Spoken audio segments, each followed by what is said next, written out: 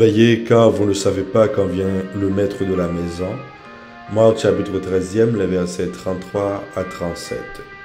Sœurs et frères, paix et joie. Bonne année liturgique B. Maranatha, viens Seigneur Jésus. Ces mots nous introduisent dans une espérance qui exige de notre part une attitude, la vigilance. Rester éveillé et prier, c'est donc l'invitation sommaire de la liturgie de tout le temps de l'Avent.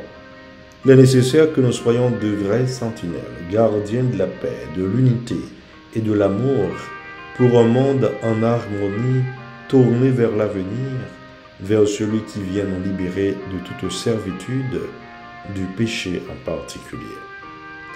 Pour notre culture liturgique, il va sans dire qu'aujourd'hui, nous avons le droit de nous souhaiter chacune bonne année. Car avec le premier dimanche de l'Avent débute une nouvelle année liturgique.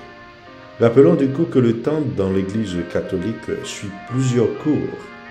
Nous parlons ici de temps liturgique, qui est l'organisation de la liturgie de l'Église en temps ordinaire et temps fort. Le temps chronologique est linéaire, 2023, 2024, 2025 à continuer. Dès que les mois demeurent cycliques de janvier à décembre, pour faire correspondre la durée calendaire avec le rythme de rotation de la Terre autour du Soleil.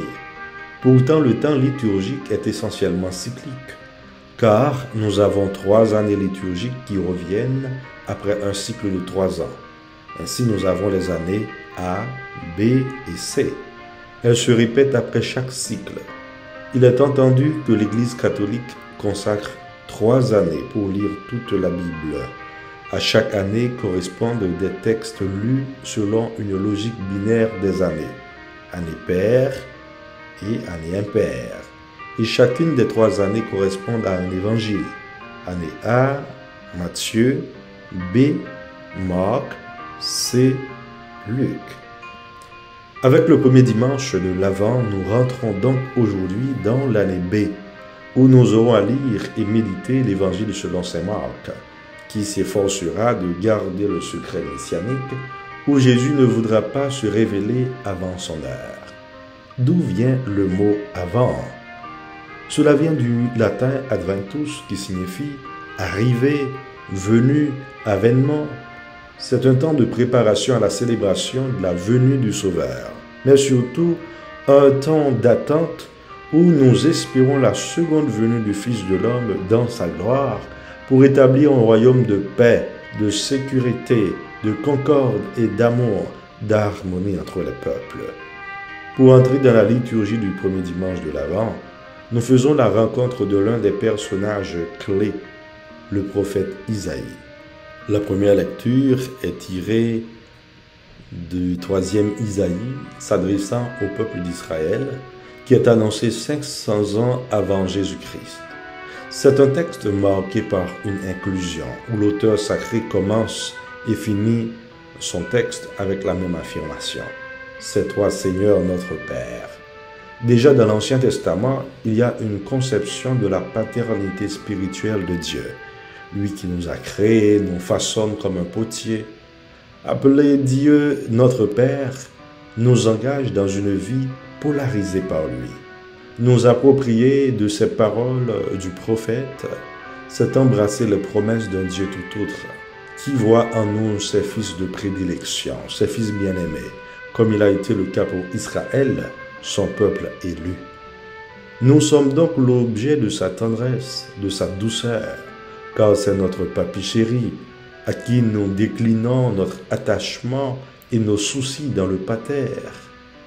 Le prophète nous le présente aussi comme rédempteur, ici dans le sens de libérateur. Dieu qui offre à l'homme la liberté, veut le libérer de sa pire servitude, l'idolâtrie, le péché. Et c'est donc en ce sens que montent les cris du peuple rapportés par le chant du psaume. Nous vivons dans un monde qui veut survivre sans Dieu, qui se fabrique ses dieux, argent, plaisir, idéologie, tout est relativisé. Rien de constant, de durable n'est bienvenu. Nous pataugeons dans la boue du péché et nous perdons le goût de l'avenir et des promesses de Dieu. L'attente du peuple était longue comme la nôtre. Et voilà qu'il lance des cris de détresse aux bergers d'Israël, dont l'écrivain sacré a décrit au Deutéronome. Il viendra ce temps où les promesses de Dieu s'accompliront enfin. De ses mains, il prendra soin de nous et nous serons l'objet de sa sollicitude. Nous attendons encore, mais que devons-nous faire? Alors que nous vivons cette attente, l'exhortation de Jésus demeure fondamentale. Prenez garde, restez éveillés, car vous ne savez pas quand ce sera le moment.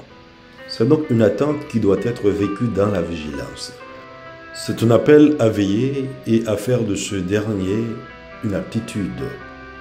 Veiller, c'est devenir signe aujourd'hui pour le monde, signe de tendresse, d'amour, de paix et d'unité. Veiller, c'est aussi prier. C'est entrer dans le projet de Dieu qui nous invite à avoir un regard différent sur le monde, pour enfin regarder les autres, nos frères et sœurs, avec les yeux de Dieu, tournés vers l'avenir de notre monde, là où il veut établir son royaume. Dieu veut que nous participions à l'établissement de ce royaume. Nous vivons pourtant une certaine tension entre les valeurs du royaume et les tentations du monde qui nous attirent vers le plus bas niveau. L'une des plus grandes tentations aujourd'hui, c'est se laisser emporter par le sommeil de la passivité, vivre l'attente dans la paresse et l'insouciance. Alors que le Seigneur nous établit comme gardiens de sa maison, nous sommes comme des sentinelles, des serviteurs en alerte et au travail. Nous avons donc la garde du royaume à venir. Répondre à cette tâche de manière adéquate, c'est nous engager à contribuer à la gestation de l'humanité nouvelle dans le Christ. Étant donné que personne ne connaît l'heure définitive, nous avons le devoir d'être prêts, vigilants et en éveil. Nous devons dire aux jeunes et au monde d'aujourd'hui qui pensent pouvoir attendre avec n'importe quelle attitude, dans la beuverie, le plaisir et la passivité, ce n'est pas comme attendre le bus ou le train. Il faut que notre attente soit active. Car nous sommes des gardes de maison. Notre raison d'être et de vivre, c'est garder la maison jusqu'au retour du Maître. C'est nous engager dans une relation de confiance mutuelle, d'amour et de paix. Ce n'est pas vraiment le moment d'être occupé à autre chose, à se faire du mal, à se faire la guerre. Frères et sœurs, l'Avent nous engage à nous préparer à célébrer celui qui est venu et qui nous a promis le bonheur, la justice et la paix. Au-delà de la crèche et de la croix, nous attendons la réalisation pleine et entière du royaume. Donc nous attendons aussi son retour glorieux lorsque le Christ sera roi établi dans le monde. L'amour sera roi. À regarder ce qui mène l'histoire du monde, la violence, l'insécurité, la guerre, l'injustice et les structures de péché, nous ne sommes pas encore là. Nous attendons avec le Christ la défaite du mal, du péché et de la mort qu'il a déjà vaincu. Vivons donc dans l'espérance de ce retour qui inaugurera le projet de solidarité, de douceur, de pardon, d'harmonie et de paix entre les peuples. Et nous pourrons et nous continuerons à dire ensemble, Maranatha, viens Seigneur Jésus. Amen.